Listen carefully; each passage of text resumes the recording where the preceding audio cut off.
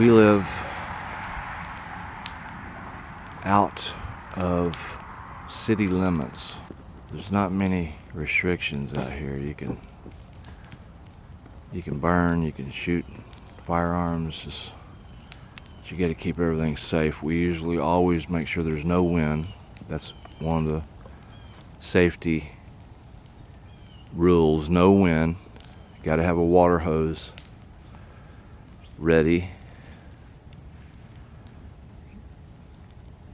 And fire can't be any bigger than that right there. And you just add a little bit at a time.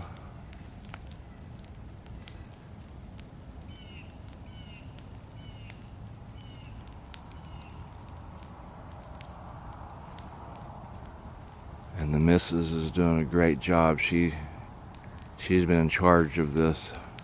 We cut down the tree together, but she's hauled all this tree that we cut down up here yesterday. Started burning.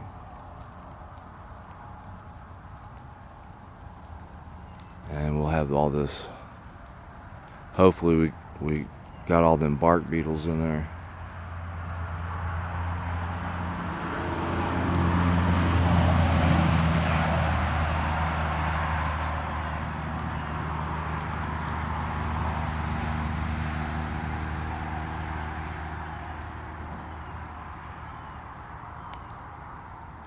These are beautiful pine trees that we planted out here 16 years ago. We had 5 of them to begin with. Lost the first one up there to bark beetles each consecutive year. Then we lost the second one. This year we lost the third one.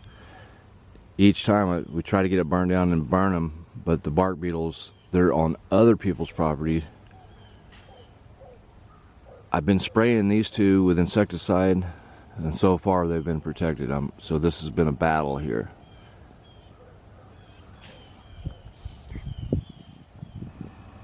These pine trees are they're just gorgeous. Absolutely beautiful.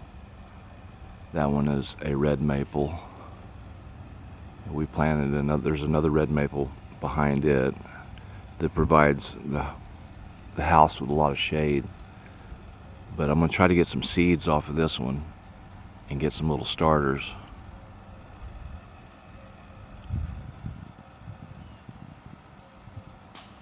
So hopefully I can do that. We planted all these. These are silver maples right here.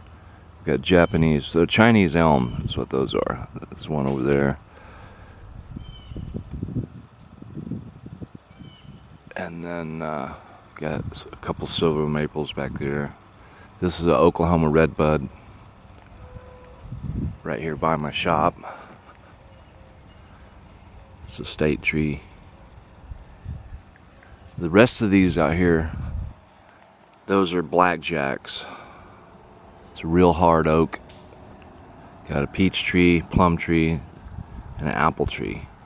And I plan on planting 2 more apples. Had 2 peach trees, lost one to ants. So we got a real bad problem with ants and bark beetles right now.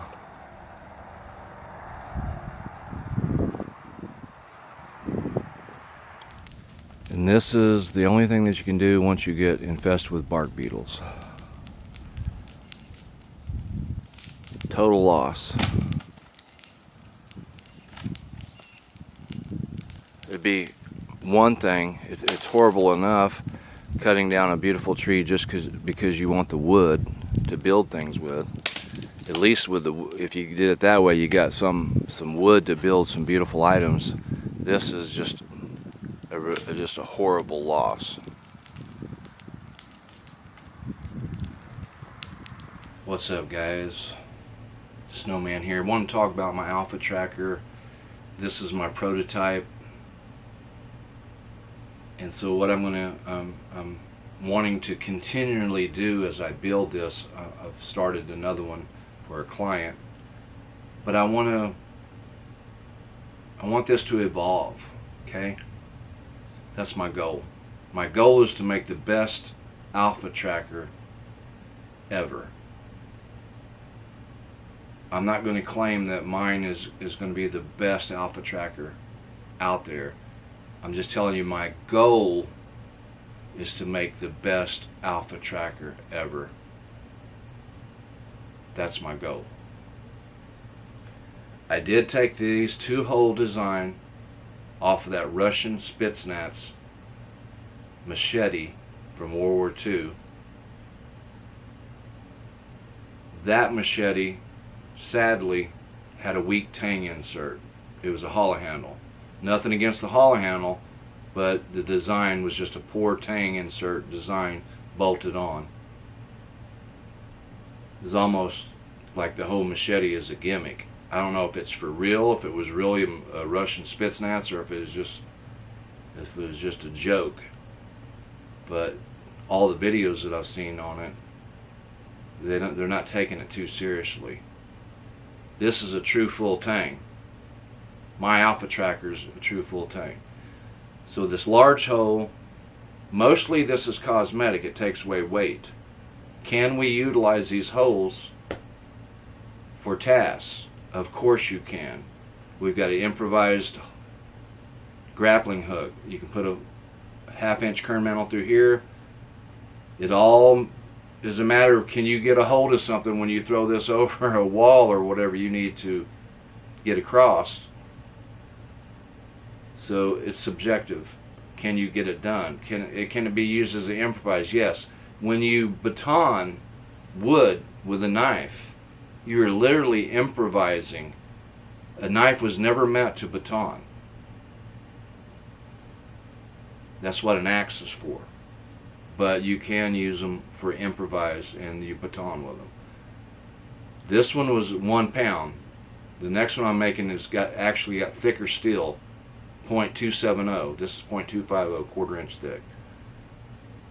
The smaller hole, I did a little bit smaller hole so we can size primitive arrows. You can size primitive arrows. And I'm going to put a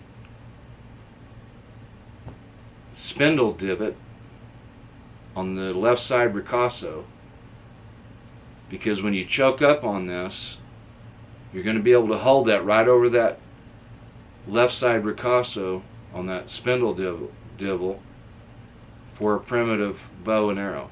Okay? You get 1/4 inch holes down here, the large hole, and we've got the small hole. I'm going to have better serrations on the one coming up, and we're going to have a better hold. This is it comes up and it tapers, which is around a 1 1/4 inch width, and we've got the thicker steel. Still going to have the multifunction pommel end, pry bar, winded breech, and point contact. I suspect the one that I'm working on is going to be right around 1.5 pounds. Going to do the aggressive, what I call Corilla hollow grinds, 1/4 inch secondary cutting edge. It's a hell of a tracker. That's why I call it the alpha tracker. It's a beast. Tonneau blade version. You can dig dirt with this. It's going to be a chopper. You're going to be able to feather sticks. You know,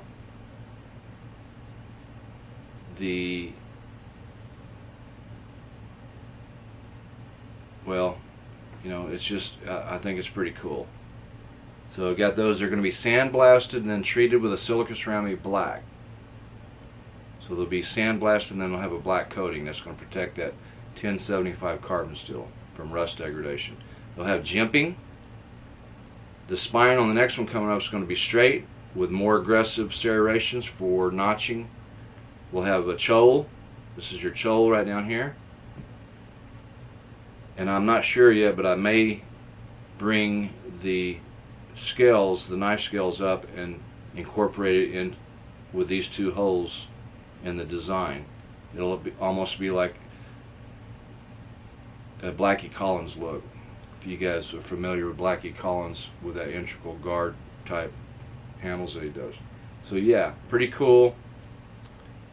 So just want to talk a little bit about the Alpha Tracker. Okay, guys? I'll catch you guys down the road.